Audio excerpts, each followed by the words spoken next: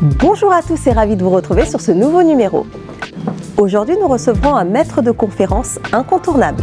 Il est enseignant agrégé en histoire, mais aussi militant spécialisé dans les questions d'éducation et de diversité culturelle aux États-Unis et en France. Il est également écrivain et traite des questions liées aux identités. Consultant pour la radio et la télévision, il a accepté d'être avec nous aujourd'hui. Notre invité de la semaine est François Durper.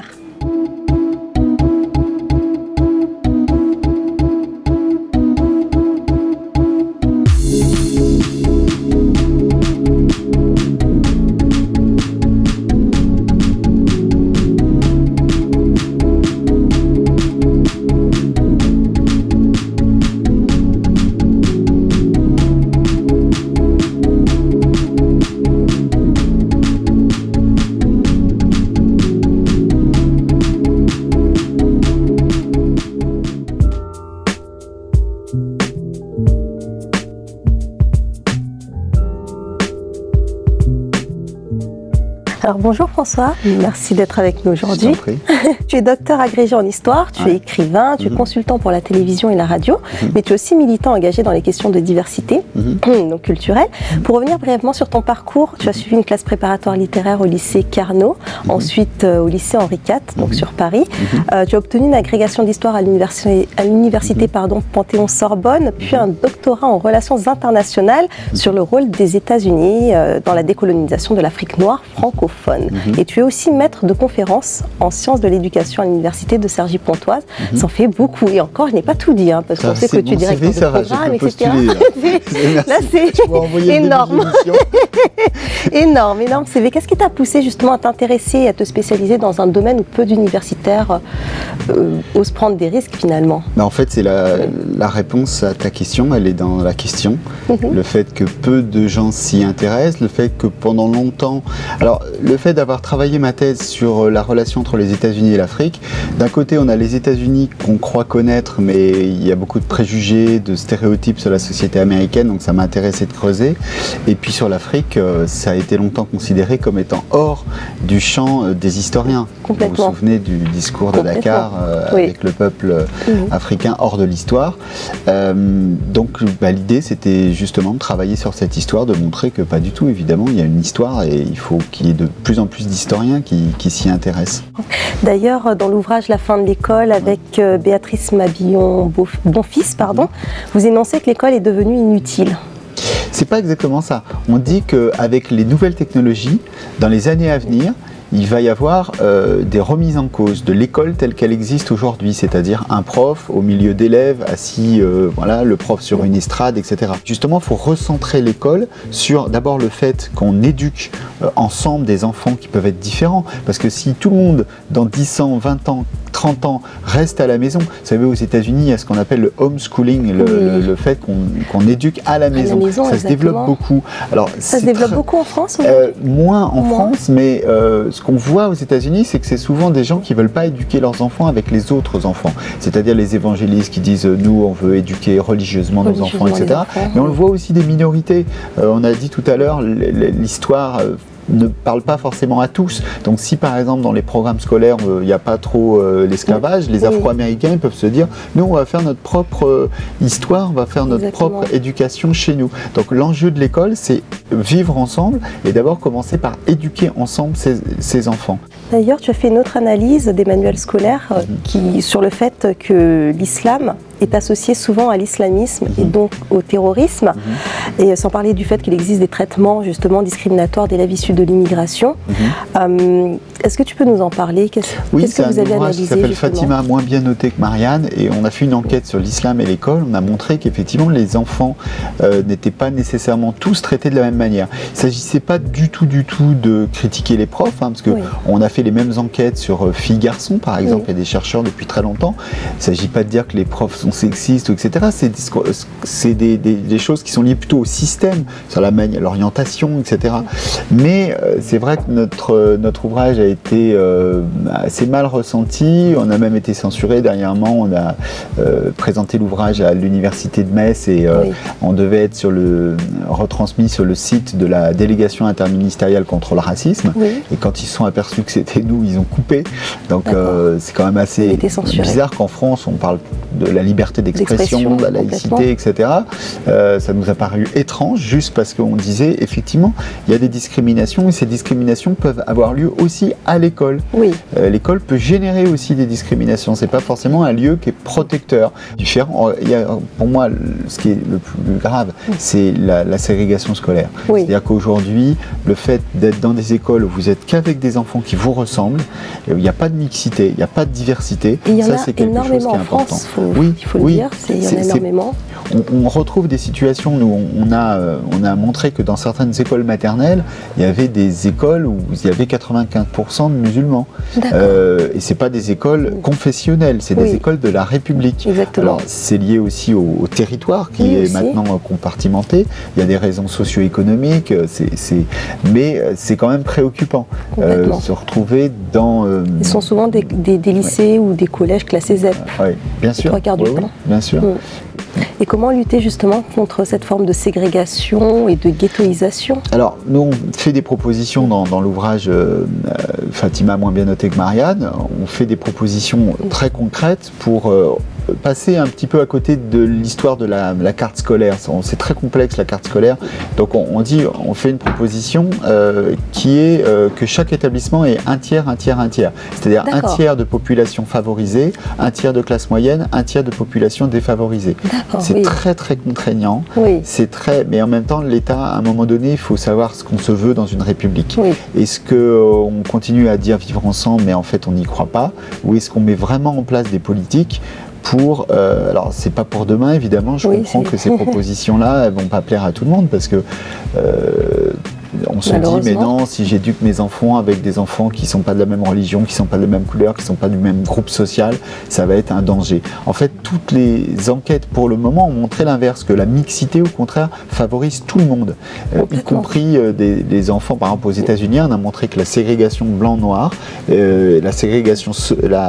l'absence de mixité est négative, mais qu'au contraire, la mixité est positive, y compris dans l'acquisition des connaissances.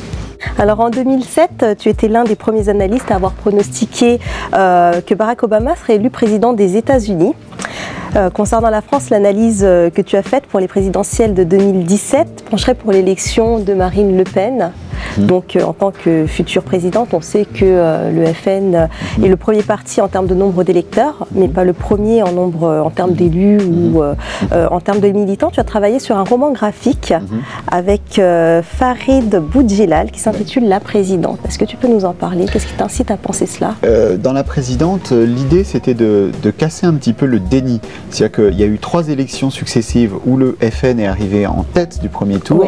Et dans la presse française, l'idée c'est non, c'est pas le premier parti, il n'arrivera jamais au pouvoir, il y a une sorte de plafond de verre, au deuxième tour elle sera forcément perdante. Donc nous on s'est penché un peu sur les différentes hypothèses et on s'est dit qu'il y avait une hypothèse qui était quand même dangereuse pour la démocratie, c'est un deuxième tour entre par exemple François Hollande et Marine Le Pen. Le report des voix de droite serait pas forcément efficace. D'ailleurs ça n'a jamais été testé. Un deuxième tour, on a eu en 2002 autre chose, mais un deuxième tour gauche extrême droite, ça ne s'est jamais produit. Donc c'est vrai que la BD, elle commence sur cette hypothèse et sur l'arrivée de Marine Le Pen en 2017. Ça sera peut-être pas 2017, ça sera peut-être 2022, mais on sait qu'il y a un vrai mouvement en faveur du Front National aujourd'hui, comme il y a un vrai mouvement pour les partis d'extrême droite dans beaucoup de sociétés européennes, en Amérique du Nord aussi, puisque le candidat probable des Républicains aux États-Unis sera peut-être Donald Trump. Et Donald Trump, bon, il a des idées que vous connaissez, qui sont quand même assez proches de ce que défend le Front National. Et donc, l'idée dans le roman graphique, c'est pas de faire peur à tout le monde, c'était de dire, 1, c'est possible, et 2, qu'est-ce qui se passe si Marine Le Pen gagne? Oui, complètement. D'ailleurs, selon la droite, en réglant les problèmes d'immigration clandestine, les problèmes de chômage ou d'insécurité, pourraient être résolus. C'est-à-dire qu'en fait, ça, c'est les enquêtes d'opinion. C'est vrai que dans les sympathisants de droite, la lutte contre l'immigration clandestine est devenue le deuxième thème prioritaire, juste derrière le chômage. Ce sont quand même des idéologies qui sont très proches du FN. Très proches de l'extrême droite, et c'est vrai qu'on parle beaucoup de la droitisation de la société, mais on parle assez peu de l'extrême droitisation de la droite. Et de mon point de vue, c'est autre chose. Le fait, par exemple, vous avez déjà 22% des électeurs de Sarkozy 2012 qui sont déjà au Front National, ça montre qu'il y a effectivement un déplacement vers la droite, et donc non seulement une droitisation de la société, mais une extrême droitisation des sympathisants de droite, qui sont préoccupantes. Alors pour 2017 évidemment, mais pour 2022 également. Et comme ce phénomène se reproduit dans toutes les sociétés européennes aujourd'hui, quasiment sans exception, c'est un sujet de préoccupation majeur. Et pour revenir à ta question de tout à l'heure, pour dire est-ce que c'est que la crise économique? Non, regarde les pays scandinaves, Norvège, Finlande, c'est pas des pays où il y a particulièrement une misère abominable, et il y a des partis d'extrême droite qui sont très puissants. Très présents. Il y a aujourd'hui des thématiques qui sont souvent abordées concernant les minorités aux États-Unis et en France. C'est comme celle de la discrimination, etc., ou du racisme. Quelle est ta position sur la question, étant justement un spécialiste sur le fait, sur les discriminations aux États-Unis, effectivement, on pensait qu'avec l'élection d'Obama, tout allait se résoudre. Et c'est vrai que l'élection d'Obama, c'était plutôt l'inverse. C'était de se dire, il y a quand même des choses qui ont changé pour qu'une majorité de gens votent pour un président qu'ils identifient comme afro-américain, même si on sait que son parcours est... Son papa est kényan, sa maman est blanche du Midwest, etc. Mais évidemment que ça n'allait pas tout changer. Vous voyez évidemment tous les problèmes qu'il y a avec la police, avec la justice, le fait aussi qu'il y a une différence entre les Américains noirs et les Américains blancs sur le sujet.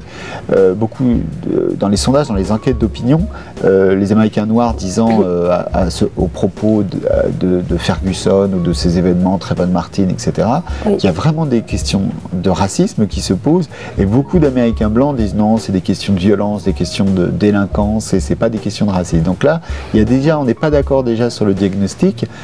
De toute évidence, il y a des questions qui sont liées au port d'armes. C'est très important aussi, le fait d'avoir autant d'armes dans un pays. Mais il y a des préjugés raciaux qui sont également très prégnants. Mais ces préjugés raciaux n'existent pas qu'en Amérique du Nord. Si on avait les mêmes types d'enquêtes dans des pays européens, on constaterait que les préjugés raciaux existent aussi ici. Tu es dans un réseau éducatif, donc c'est Terre d'Afrique, et tu as la conviction que le 21e siècle sera le siècle de l'Afrique, donc que d'ici 2050 à peu près, les choses évolueront vraiment. Pourquoi ? Alors, un mot sur cette association Terre d'Afrique. L'idée, c'est de fournir en fait un programme scolaire, donc d'ouvrir des écoles qui ont à la fois le programme scolaire normal de l'ensemble des pays, mais plus un enseignement à l'agronomie, le respect de la nature, et donc c'est pour ça que ces écoles sont associées à un champ ou à une forêt, etc. Parce qu'il nous apparaît que l'éco-citoyenneté, faire des citoyens qui soient écolos pour l'avenir, ça s'enseigne dès les petites classes. Et de mon point de vue, c'est vrai, la question dans beaucoup de sociétés africaines, c'est à la fois la question éducative qui est déterminante et la question de l'agriculture qui est aussi déterminante. Donc c'est une association qui réunit les deux, et donc c'est pour ça que ça m'a beaucoup intéressé de travailler avec eux. Donc je m'occupe de la formation des profs dans cette association. Eh ben, merci beaucoup, François. Merci de ton accueil. Alors François, un petit rituel s'impose en seconde partie d'émission. Tu seras face au miroir, et donc face à toi-même. Ton alter ego est celui qui te connaît le mieux, le plus. Il m'a chargé de te poser quelques questions. J'ai peur. Alors tu as face à toi Jean-Louis Durper, ton père. Oui. Il y a des questions à te poser. D'accord. Ou alors, des comptes à régler. Oui, des comptes familiaux alors. Alors François, oui. Ton père était inspecteur. Oui, ça c'est vrai. Général de l'éducation nationale. Oui. Est-ce qu'il t'a inspiré pour le métier que tu fais aujourd'hui, et quelles ont été ses influences sur toi? Forcément, puisque je me retrouve, enfin moi je suis maître de conférence en sciences de l'éducation, lui il était inspecteur de l'éducation. Beaucoup de profs dans la famille, donc il y a à la fois mon père, mais on est quasiment tous tous enseignants. Ma sœur également est prof des écoles. Donc oui, forcément, c'est une source d'inspiration. Je pense dans la famille que l'éducation est très importante. C'est peut-être même la chose la plus importante pour préparer notre société à demain. Donc la réponse, oui, là, c'est très clairement oui, c'est une source d'inspiration. Alors François, oui. Tu luttes contre la discrimination, oui. Mais tu portes une coiffure peu commune. As-tu déjà été discriminé de ton côté? Non, parce que les formes de discrimination que j'ai pu subir, c'est absolument rien du tout par rapport à ce qu'on peut subir. Donc la réponse est non.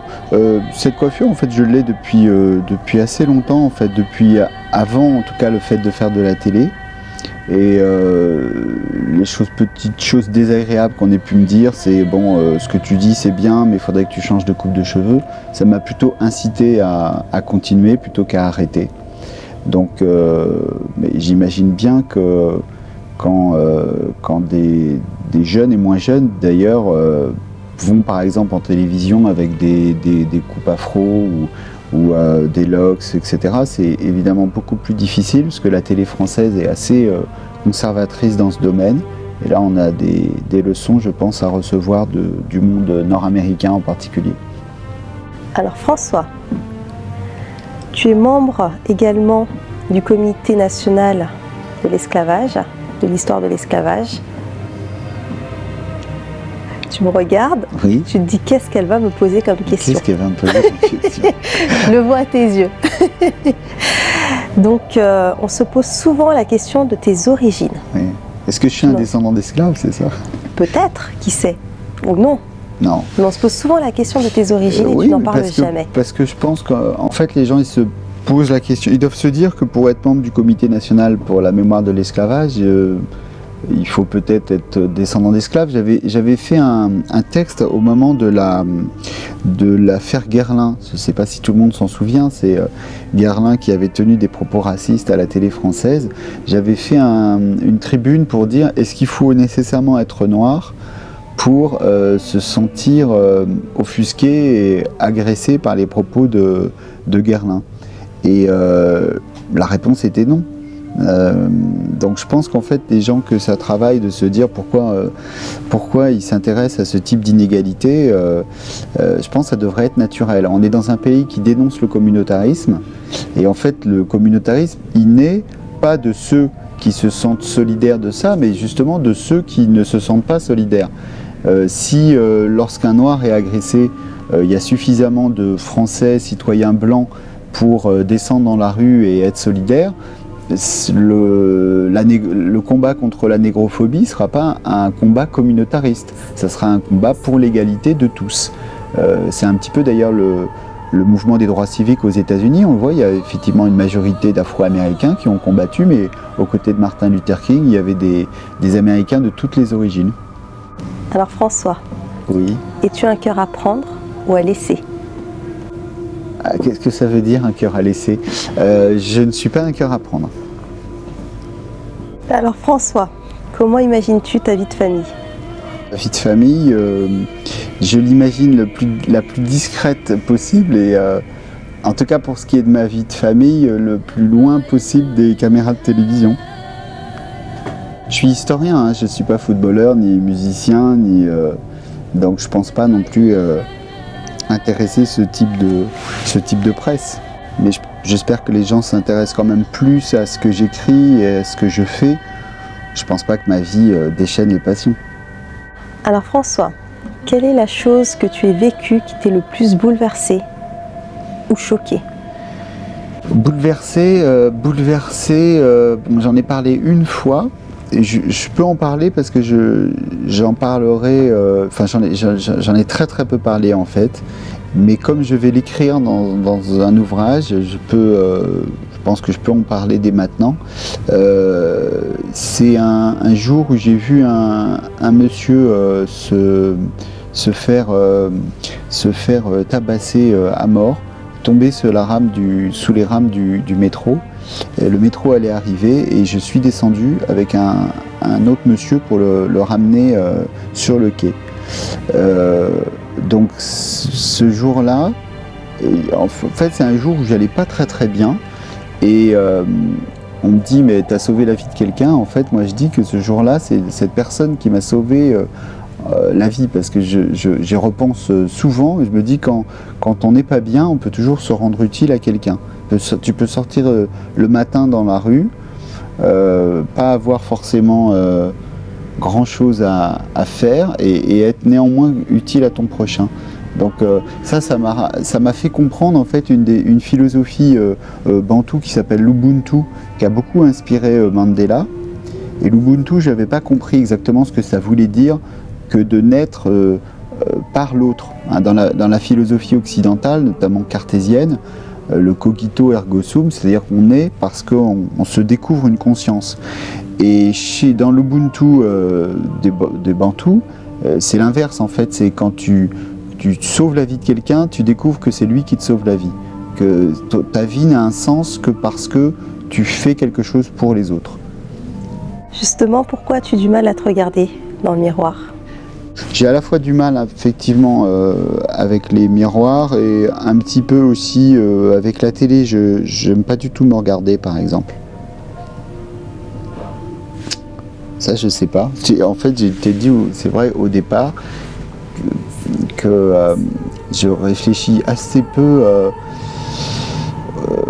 à ce que je suis, à ma personnalité. Je suis trop pris dans l'action en fait pour penser à tout ça.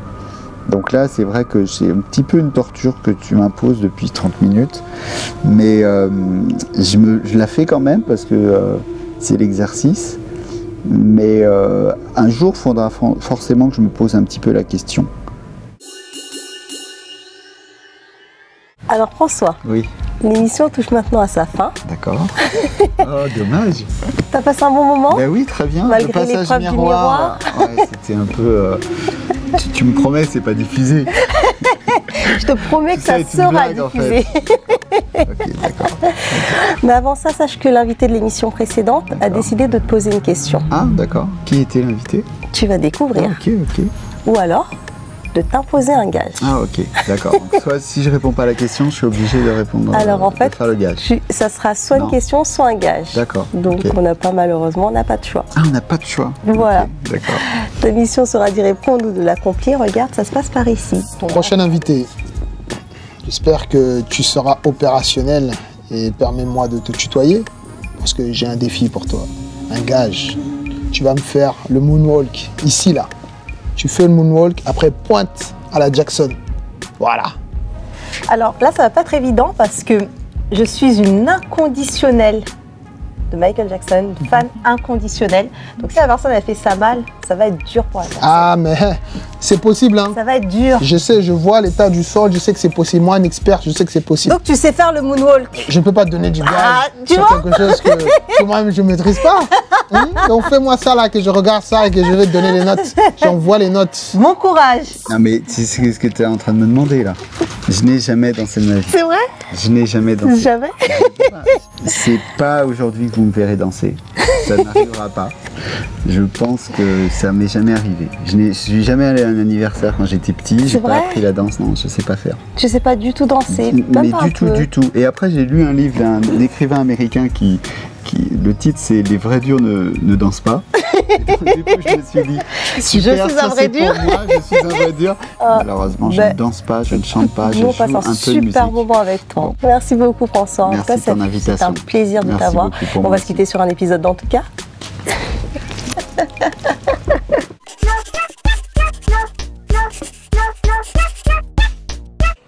Et puis je sortais tous les soirs et puis au bout d'un moment je me suis calmée parce que les vacances ça va petit temps mais il faut aussi aller profiter se reposer. Nettoie, Blanca, nettoie tes doigts. Je t'ai demandé quelque chose. J'ai encore ramassé des poux. Nettoie.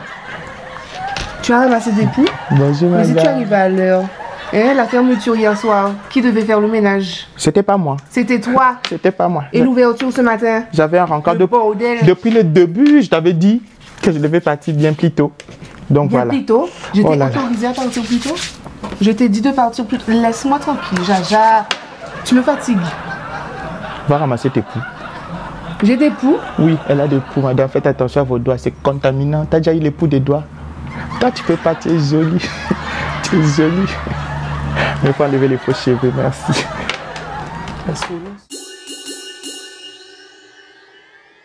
Retrouvez toute l'actualité de François Durper sur son site internet www.durper.com. L'émission continue sur nos réseaux sociaux. Un grand merci à vous de nous avoir suivis et rendez-vous la semaine prochaine avec un nouvel invité.